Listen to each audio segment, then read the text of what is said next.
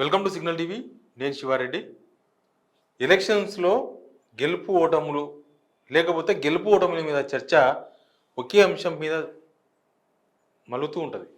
ఆ అంశమే గెలుపు ఓటములు డిసైడ్ చేస్తూ ఉంటుంది.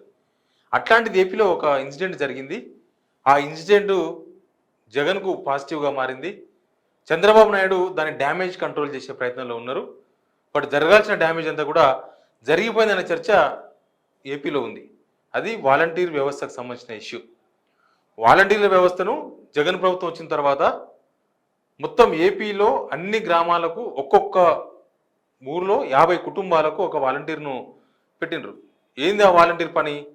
ప్రభుత్వ పథకాలు ఇంటింటికి వెళ్ళి పెన్షన్ లాంటివి, రేషన్ లాంటివి ఇంటింటికి వెళ్ళి ఇవ్వడం, వాళ్ళకి ఏదైనా పని ఉంటే గ్రామ పంచాయతీలో వర్క్ చేయడం, గ్రామ పంచాయతీలో కూడా అక్కడ కూడా ఎంప్లాయీస్ని పెట్టినరు.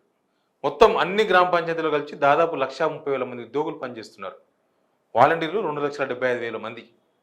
వీళ్ళంతా కలిసి మొత్తం 4 లక్షల సైన్యం ఒకటి జగన్ తయారు చేసుకున్నారు. అయితే వీళ్ళంతా జనాల్లో రోజు కలిసిపోయేవాళ్ళు, రోజు జనాన్ని కలిసేవాళ్ళు, లేకపోతే జనం వెళ్ళి వాళ్ళని కలిసేవాళ్ళు. ఆ సైన్యం చాలా ఇంపార్టెంట్. ఇంకా జగన్ ఈ 4 లక్షల సైన్యాన్ని వాడుకొని గెలిచే అవకాశం ఉంటుందని చంద్రబాబు నాయుడు అండ్ కో వాళ్ళ పార్టీలో కొంత చర్చ ఉంది. ఫస్ట్ నుంచి కూడా వాళ్ళు వాలంటీర్ వ్యవస్థను వ్యతిరేకిస్తూ వస్తున్నారు. ఇప్పుడు కాదు, వాలంటీర్ వ్యవస్థను పెట్టినప్పటి నుంచి వాలంటీర్ వ్యవస్థ వద్దు, ప్రభుత్వ కార్యక్రమాల్లో ప్రైవేట్ వాళ్ళ జోక్యం ఏంది, ఇట్లాంటి చాలా చర్చలు జరిగినాయి. టీడీపీ నుంచి దీని మీద ఆబ్జెక్షన్ ఉంది ఫస్ట్ నుంచి కూడా. అయితే నిమ్మగడ్డ టీడీపీ మనిషి, చంద్రబాబు నాయుడికి అతి దగ్గర మనిషి, నిమ్మగడ్డ ఎలక్షన్ కమిషన్కు కంప్లైంట్ చేయడం, ఈ వాలంటీర్స్ను, ఈ పంచాయతీ ఉద్యోగులను దూరంగా ఉంచడం, ఎలక్షన్ ప్రక్రియలో ఎలక్షన్ సంబంధించిన విషయంలో దూరంగా ఉండాలని దూరంగా ఉంచడం, ఇదంతా కూడా జరిగిపోయింది. ఇది జరిగిన తర్వాత నెక్స్ట్ ఏపీలో ఏం జరిగిందంటే చంద్రబాబు నాయుడు ఈ వాలంటీర్స్ను ప్రభుత్వ పథకాలు పంచకుండా ఆపినరు, పెన్షన్ పంచకుండా ఆపినరు, రేషన్ ఇంటికి రాకుండా ఆపినరు. అవన్నీ వాళ్ళు మళ్ళీ పెన్షన్ కావాలంటే, వాళ్ళు రేషన్ కావాలంటే మళ్ళీ రేషన్ షాప్ల ముందుకు లేకపోతే గ్రామ పంచాయతీ ఆఫీస్లో పోవడం, ఇదంతా స్టార్ట్ అయింది. ఇది స్టార్ట్ అయిన వారం 10 రోజులకే అర్థమైపోయింది చంద్రబాబు నాయుడికి. ఏమంటే ఈ వాలంటీర్ వ్యవస్థను అంటే మా ఇంటికి పెన్షన్ రాకుండా చేసింది చంద్రబాబే, మాకు రేషన్ ఇంటికి వచ్చి ఇచ్చేవాళ్ళు దాన్ని అడ్డుకున్నది చంద్రబాబే అనేది వైసీపీ బలంగా ప్రచారం చేసుకోగలిగింది. జనాల్లో ఒక మూడు స్టార్ట్ అయింది.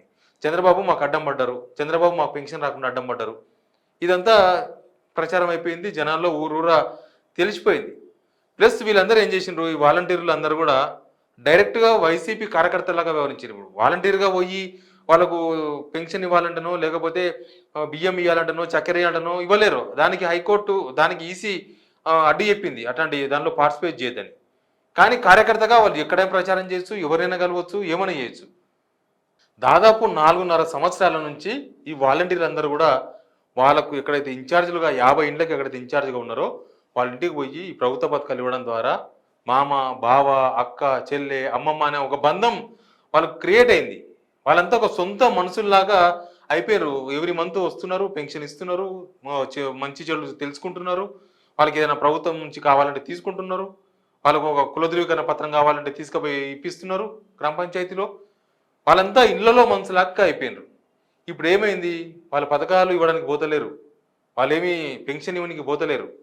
కానీ డైరెక్ట్గా వైసీపీ కార్యకర్తలాగా మారి ఇల్లు తిరిగి ప్రచారం చేస్తున్నారు. మీకు మేమే కదా ఇచ్చింది, మేము దగ్గరుండి ఇచ్చినాం పెన్షన్, మేము దగ్గరుండి మీకు చక్కెర ఇచ్చినాం, దగ్గరుండి బియ్యం ఇచ్చినాం, రేషన్ ఇచ్చినాం, మీరు వైసీపీకి ఓటండి. ఇప్పుడు అడుకోనికి ఏమీ లేదు.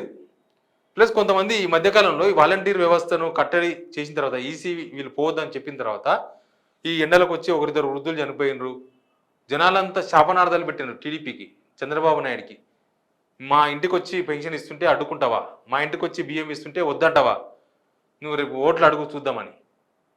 ఈ జరగాల్సిన డ్యామేజ్ ఏదో జరిగిపోయింది. చంద్రబాబు నాయుడు 30 ఇయర్స్ ఇండస్ట్రీ, 30 సంవత్సరాల రాజకీయ జీవితంలో నేర్చుకున్న ఆ అనుభవం ఎటుపోయిందో తెలియదు.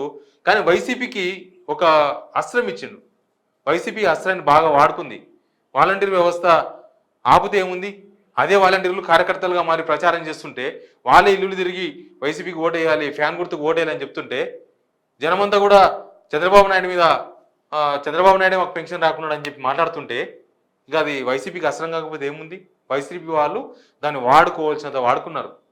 అంతా అయిపోయింది. చంద్రబాబుకు జరగాల్సిన డ్యామేజ్ అంతా జరిగిపోయింది. దాదాపు 4 లక్షల మంది ఉద్యోగులు, పంచాయతీ ఉద్యోగులు ప్లస్ వీళ్ళు వాలంటీర్లు కలిపి 4 లక్షల మంది డైరెక్ట్గా చంద్రబాబు నాయుడుకి యాంటీ అయిపోయినారు.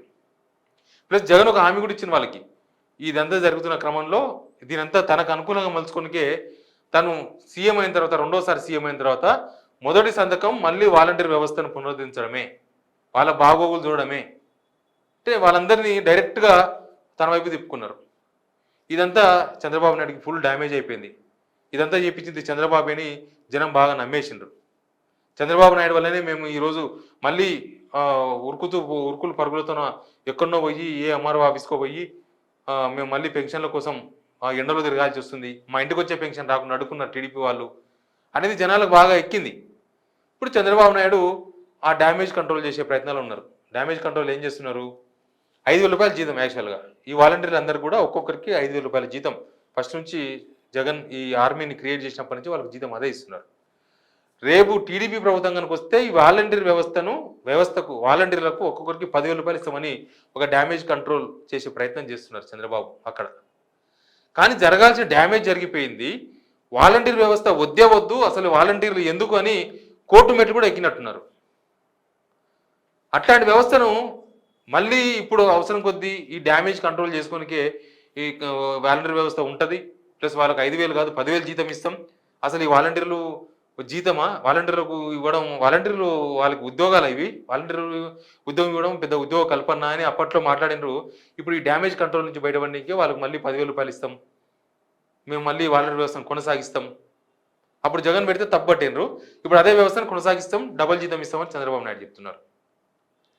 కానీ జగన్ ఒక అస్త్రం ఈ అస్త్రం ఎంత బాగా వాడుకున్నారో చంద్రబాబుకి అంతకన్నా ఎక్కువ డ్యామేజ్ అయిపోయింది.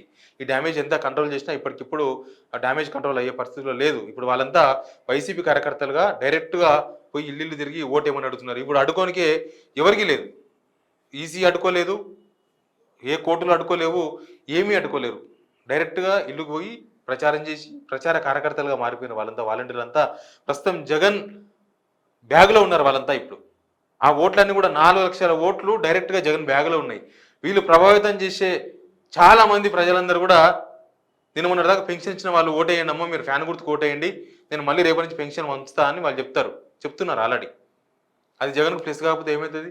చంద్రబాబు నాయుడు చేసిన అతిపెద్ద తప్పిదం ఈ ఎలక్షన్స్లో, ఏపీ ఎలక్షన్స్ మొత్తంలో విమర్శలు, ఆరోపణలు, సవాళ్ళు, ప్రతి సవాళ్ళు, కౌంటర్లు, ఎన్కౌంటర్లు ఎన్నన్నీ ఉండొచ్చు.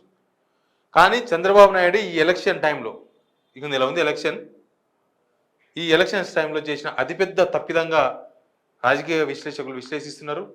జనం కూడా అదే అనుకుంటున్నారు, చంద్రబాబు నాయుడు చేయరని తప్పు చేసిందని. ఈ తప్పును ఎంత కంట్రోల్ చేసినా ఈ డ్యామేజ్ మాత్రం కంట్రోల్ అయ్యే సిచ్యువేషన్ లేదని మాత్రం చాలా క్లియర్గా పిక్చర్ కనబడుతుంది. ఎన్ని పథకాలు, ఎన్ని స్కీమ్స్, ఎన్ని గ్యారంటీలు ఎవరు ప్రకటించినా వాలంటీర్ వ్యవస్థను అనవసరంగా చంద్రబాబు గెలుపుకున్నారన్న ఒక చర్చ అయితే ఏపీ ప్రజల్లో ఉంది. Please subscribe signal TV.